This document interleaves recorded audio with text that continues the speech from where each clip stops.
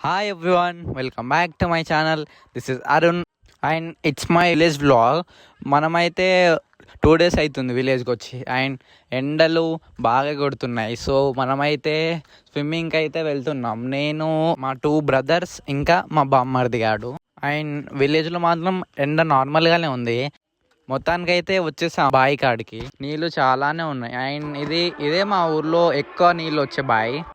తర్వాత నేనైతే డ్రెస్ ఏం తీసుకున్నా అండ్ మా వాళ్ళు అందరు లోపడే ఉన్నారు. నన్నైతే పైనుంచే దూకమన్నారు. సో ఫస్ట్ ట్రై చేసా, కానీ ఇది కొంచెం హైట్ ఉంది, భయం వేసింది. సో మళ్ళీ ట్రై చేసి మొత్తానికైతే దూకేసా.